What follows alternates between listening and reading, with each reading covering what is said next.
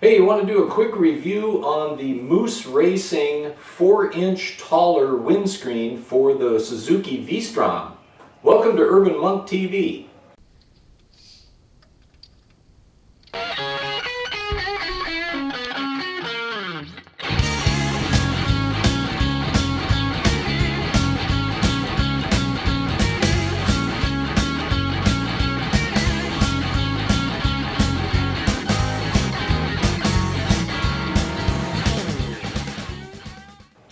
So about a week and a half ago, I was suffering from a pretty bad cold slash flu and was really just fatigued and tired and getting quite lazy with everything I was doing essentially.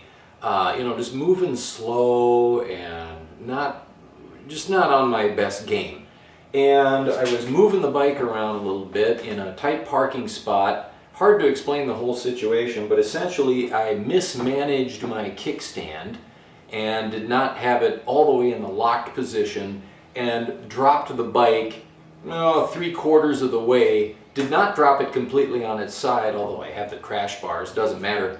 But my Cee Bailey taller windscreen that I had on the bike hit a bumper of a truck parked next to me and it cracked it off. So goodbye Cee Bailey windscreen. I really liked that windscreen, and if I had been able to purchase another one, that's what would have gone right back onto this bike. I loved it. If you can get your hands on one, buy it. You'll love it,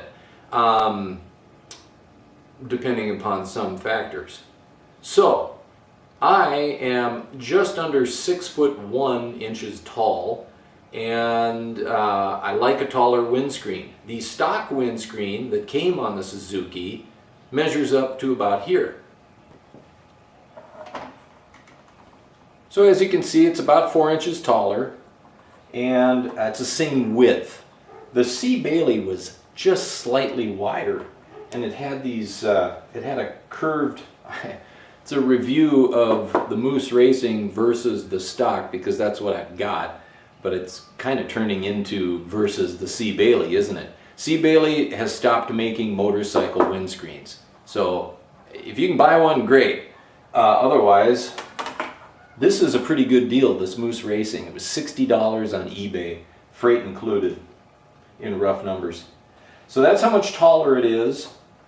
The stock windscreen, for me, was a little bit short, and so it put the slipstream of the wind right into my helmet. And not that I was getting buffeting, I wasn't, but it made the volume, the wind noise in my helmet much louder. And after a longer ride, because my commute's about 45 minutes long, and it's 80 miles an hour, California freeways, I could really feel in my neck, that I was tensing up against that wind. And so I like a little bit taller. This is just tall enough to put that slipstream right at the top of my helmet. And that's pretty good.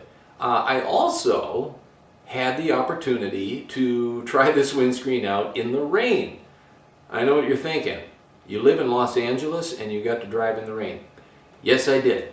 And I got caught in a really good rain. At speed, this thing worked really well. It put the slipstream again over my helmet and kept my body dry. My arms were out, of course. They did get wet, but there's a nice pocket in there. If you had proper rain gear on, I think you'd be happy with the Moose Racing windscreen. In rain and for long trips at speed, it does take the wind noise away, and it does take some of that pressure off of your neck, holding it up against the wind. Call this 4mm. It's really like 3.5 millimeters. Let's see what the stock is.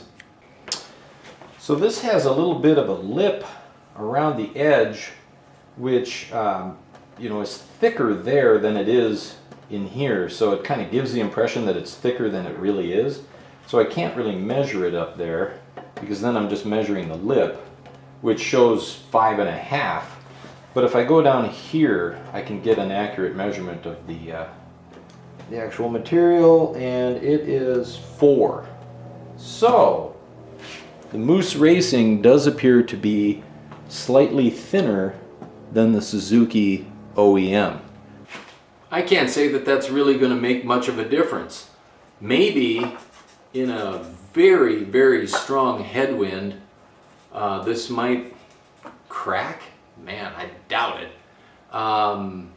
Again, I've driven at 80 with this thing so far.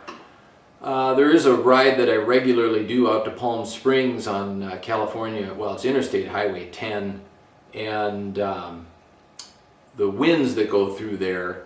In fact, this area is famous for its windmills because they have such a consistent, strong wind through the mountain, through the canyon, essentially, that Highway 10 runs.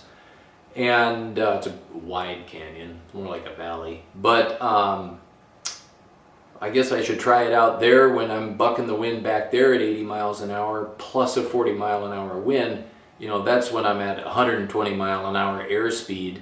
But I haven't had it on the bike long enough for one of my trips out there, so I can't comment on that. But I suspect I would be pretty comfortable back there, and I'm pulling pretty hard here. It's strong. So I don't know that that 0.5 millimeter really makes a difference. There's only one other thing I'll add about aftermarket windscreens.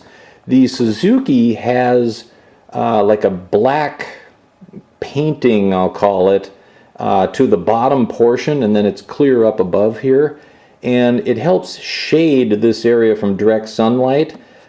This was not caused by this Moose Racing windscreen. It was actually caused by the Cee Bailey, but I suspect because they're both built the same way without that black covering, it has the possibility of reflecting sunlight and concentrating sunlight in such a way that it gets so hot up on here you actually melt the plastic. That happened on mine in the hot California sun. Something to be aware of.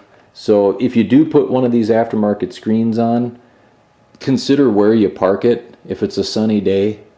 I've gotten in the habit now of putting, like, I don't know, my shirt or something up here, or a towel that I carry around.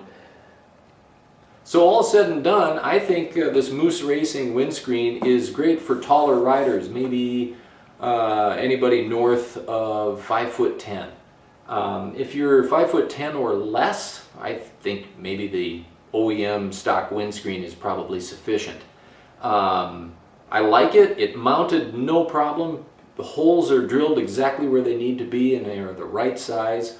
And well, thumbs up for the Moose Racing windscreen on the Suzuki V-Strom.